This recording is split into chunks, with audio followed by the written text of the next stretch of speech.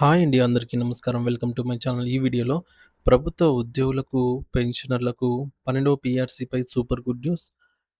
20% ఐఆర్‌కు సంబంధించి green signal. దీనికి సంబంధించిన పూర్తి వివరాలైతే వీడియోలో తెలుసుకుందాము. వీడియో ఎక్కడే గాని స్కిప్ చేయకుండా ఎండ్ వరకు చూసేయండి. అప్పుడే ఇన్ఫర్మేషన్ పూర్తిగా అర్థమవుతుంది. అలాగే వీడియో చూస్తున్న ప్రతి ఒక్కరు లైక్ చేయండి ఫ్రెండ్స్. ఈ వీడియోని తోటి ఉద్యోగ పెన్షన్ మిత్రులతో అయితే షేర్ చేయండి. కొత్తగా మన ఛానల్ చూస్తున్నవారు ఇంకా ఎవరైనా సబ్స్క్రైబ్ చేసుకోకపోతే వెంటనే మన ఛానల్‌ని అయితే సబ్స్క్రైబ్ చేసుకోండి. సబ్స్క్రైబ్ చేసుకోవడం వల్ల నేను చేసే ప్రతి ఒక్క వీడియో మీ వరకు రీచ్ అవుతుంది. ఇక ఆలస్యం చేయకుండా వివరాల్లోకైతే వెళ్ళిపోదాము. ఫ్రెండ్స్, ఇక విషయానికొచ్చినట్లయితే రాష్ట్ర ప్రభుత్వ ఉద్యోగులకు శుభవార్త. 20% మధ్యంతర భృతి ఐఆర్‌పై ప్రభుత్వ కసరత్తు. ఆంధ్రప్రదేశ్ రాష్ట్ర ప్రభుత్వ ఉద్యోగులు, ఉపాధ్యాయులు మరియు పెన్షనర్లు ఎంతో ఆసక్తిగా ఎదురుచూస్తున్న వేతన సవరణ మరియు ఇతర ఆర్థిక ప్రయోజనాల విషయంలో ఒక కీలక పరిణామం చోటు చేసుకునే అవకాశం కనిపిస్తోంది. ముఖ్యంగా 20% మధ్యంతర భృతి ఐఆర్ మంజూరుకు ప్రభుత్వం గ్రీన్ సిగ్నల్ ఇవ్వనుంది అనే వార్తలు ఉద్యోగ వర్గాల్లో ఉత్సాహాన్ని నింపుతున్నాయి. ఈ నేపథ్యంలో మధ్యంతర భృతి అంటే ఏమిటి? అది అమలైతే మీ యొక్క ప్రాథమిక వేతనం ఎంత మేరకు పెరుగుతుంది? వంటి కీలక అంశాలనైతే తెలుసుకునే ప్రయత్నం చేద్దాము.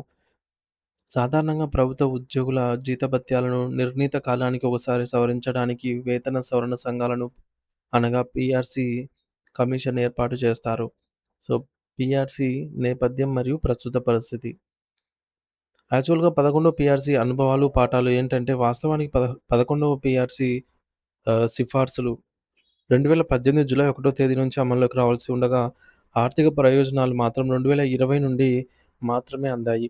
ఈ జాప్యం మరియు అమలు తీరుపై ఉద్యోగులు, ఉపాధ్యాయులు, పెన్షనర్లు కొంత మేర నష్టపోయారనే భావన ఉంది. 11వ పీఆర్సీ రివర్స్ పీఆర్సీగా మనము అభివర్ణిస్తాం కాబట్టి, సో, 11వ పీఆర్సీలో తీవ్ర నష్టమైతే జరిగింది.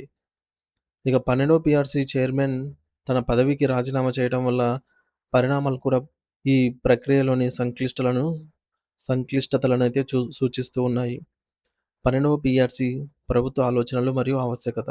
గత అనుభవాలను దృష్టిలో ఉంచుకొని ప్రస్తుత ప్రభుత్వం 11వ పీఆర్సీ కాలపరిమితి ముగిసిన వెంటనే జాప్యం లేకుండా 12వ పీఆర్సీని సకాలంలో అమలు చేయాలనే దృఢ సంకల్పంతో ఉన్నట్టు తెలుస్తోంది. ఇటీవల కొత్త ప్రభుత్వం ఏర్పడిన తర్వాత ఉద్యోగుల జీతాలు మరియు పెన్షనర్ల పెన్షన్లు నెల మొదటి లేదా రెండవ తేదీలలోనే వారి ఖాతాల్లో జమ కావడం ఈ దిశగా సానుకూల సంకేతంగా భావిస్తున్నారు. 12 పీఆర్సీ నివేదిక తయారీకి, సమర్పణకు సాధారణంగా గరిష్టంగా ఒక సంవత్సరం సమయం పట్టవచ్చు. అయితే ఇప్పటికే 12 పీఆర్సీ కోసం గతంలో వేసిన కమిటీ ఆశించినంత వేగంగా అయితే పని చేయలేదనే అభిప్రాయం వ్యక్తమవుతుంది. దీంతో మళ్ళీ కొత్త కమిటీని ఏర్పాటు చేసి నివేదిక కోసం వేచి చూస్తే మరింత జాప్యం జరిగే అవకాశమే ఉంది. ఈ నేపథ్యంలో 12వ పీఆర్సీ పూర్తి స్థాయిలో అమల్లోకి వచ్చేలోపు ఉద్యోగులకు తక్షణ ఆర్థిక ఊరట కల్పించడానికి ప్రభుత్వం మధ్యంతర భృతి ఐఆర్‌ని ప్రకటించాలని యోచిస్తూ ఉన్నట్టుగా సమాచారం అయితే అందుతోంది. మరి మధ్యంతర భృతి ఐఆర్ ప్రాముఖ్యత మరియు అంచనాలు ఏంటంటే, పీఆర్సీ సిఫార్సుల అమల్లో జాప్యం జరిగినప్పుడు ఉద్యోగులకు తక్షణంగా ఆర్థిక సహాయంగా ప్రభుత్వం మధ్యంతర భృతిని ప్రకటిస్తుంది. ఇది సాధారణంగా రాబోయే పీఆర్సీ ఫిట్‌మెంట్‌లో సర్దుబాటు చేయబడుతుంది. ప్రస్తుతం ప్రభుత్వం 20% ఐఆర్ ఇచ్చే అవకాశాలున్నాయని బలంగా వినిపిస్తోంది.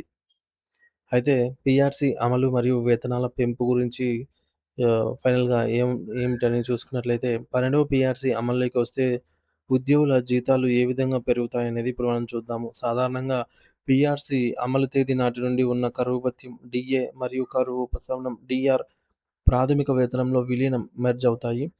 డీఏ, డీఆర్ విలీనం 12వ పీఆర్సీ అమలు తేదీని జూలై 1, 2023గా పరిగణిస్తే ఆ తేదీ నాటికి ఉన్న మొత్తం డీఏ, డీఆర్ బేసిక్ పేలో కలుస్తుంది. ఉదాహరణకు కేంద్ర ప్రభుత్వం డీఏ ప్రకటనల ఆధారంగా రాష్ట్ర ప్రభుత్వం డీఏను సవరిస్తుంది. గత ప్రభుత్వం కేంద్రం ప్రకటించిన 1% డీఏ పెంపుదలకు రాష్ట్రంలో సుమారు 0.91% చొప్పున డీఏ, డీఆర్ అనేది ప్రకటించడం జరిగింది. ఈ లెక్కన ఇటీవల జూలై 1 నుండి పెరిగిన డీఏ, డీఆర్ వచ్చేసి ఆహ్, ఇవి కూడా ఉద్యోగుల పెన్షన్‌ల జీతాలు, పెన్షన్‌లతో అయితే అందుకుంటున్నారు. మరి ఈ అన్ని పెంపుదలను కలుపుకొని జూలై 1, 2023 నాటికి మొత్తం ఏపీలో డీఏ, డీఆర్ అనేది సుమారు 33.67% అయితే ఉందన్నమాట. మరి ఇప్పుడు ఫిట్‌మెంట్ అనేది ఎంతో కీలకం. పీఆర్‌సీలో అత్యంత కీలకమైన అంశం ఏదన్నా ఉందా అంటే అది ఫిట్‌మెంటే. ఇది ఉద్యోగుల ప్రస్తుత ప్రాథమిక వేతనంపై ఇచ్చే అదనపు పెంపుదల. సో, ఫిట్‌మెంట్ ఎంత ఎక్కువొస్తే పీఆర్‌సీలో మనకంత అమౌంట్ అనేది రావటం జరుగుతుందనమాట ఎక్కువగా. సాలరీలయితే పెరుగుతాయి. సాలరీల పెంపుదల అంతా కూడా ఫిట్‌మెంట్ మీద ఆధారపడి ఉంటుంది. మరి 11 పీఆర్‌సీలో 23% ఫిట్‌మెంట్ ఇచ్చారు. కానీ అప్పుడు ఐఆర్ అనేది 27%గా ఇవ్వడం జరిగిందండి.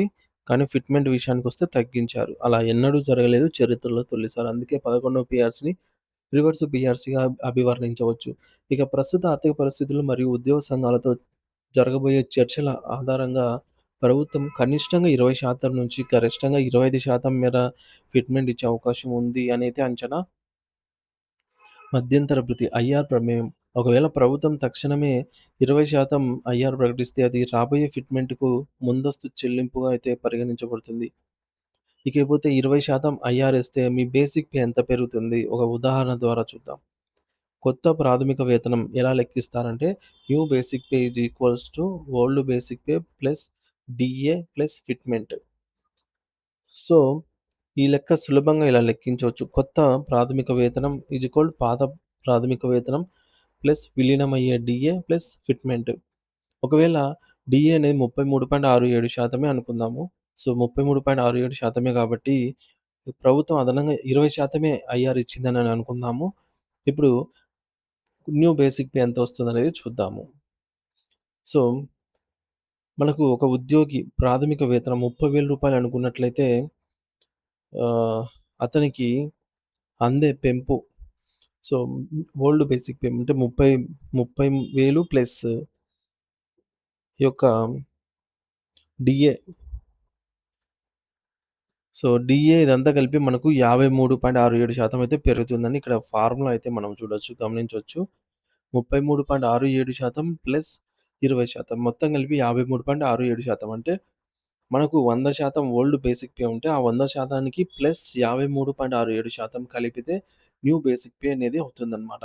సో, 30,000 ప్లస్ ఇక్కడ న్యూ బేసిక్ పేకి 53.67% అంటే రూ. 16,101 ఇది కలిపితే సరిపోతుందనమాట. రూ. 46,101 అవుతుంది న్యూ బేసిక్ పే. ఒకవేళ ఫిట్‌మెంట్ గనుక 25% గనుక ఇచ్చినట్లయితే న్యూ బేసిక్ పే అనేది రూ. 47,601 అవుతుంది. వర్తింపు. ఈ పీఆర్‌సీ ప్రయోజనాలు రాష్ట్ర ప్రభుత్వ ఉద్యోగ, ఉపాధ్యాయ, సచివాలయ ఉద్యోగులు, గ్రామ వార్డు సచివాలయ ఉద్యోగులకు సంబంధించి కూడా అందరికి వర్తిస్తుందనమాట. Pensioners, service pensioners, family pensioners అందరికీ కూడా. ఇకపోతే ప్రస్తుత పరిణామాలు ఆశాజనకంగా ఉన్నాయి. జీతాలు, పెన్షన్లు సకాలంలో జమ కావటము, 12వ పీఆర్‌సీ మరియు మధ్యంతర భృతిపై ప్రభుత్వ సానుకూల దృక్పథం ఉద్యోగ వర్గాల్లో కొత్త ఆశలు రేకెత్తిస్తున్నాయి. మే నెలలో దీనిపై ప్రభుత్వం నుండి ఒక స్పష్టమైనటువంటి ప్రకటన లేదా శుభవార్త వచ్చే అవకాశాలైతే ఉన్నాయన్నమాట. మరి చూడాలి ఫ్రెండ్స్. మనకింకా కొద్దిగా టైం అయితే పట్టేలా ఉంది. ఇక ఉద్యోగ సంఘాలతో చర్చలు జరిపి అందరికీ ఆమోదయోగ్యమైన రీతిలో ప్రభుత్వం అయితే ఈ నిర్ణయం తీసుకుంటుంది అనైతే ఆశిద్దాము. Thank you for watching this video. మీ అభిప్రాయాన్ని కామెంట్ ద్వారా తెలియజేయండి.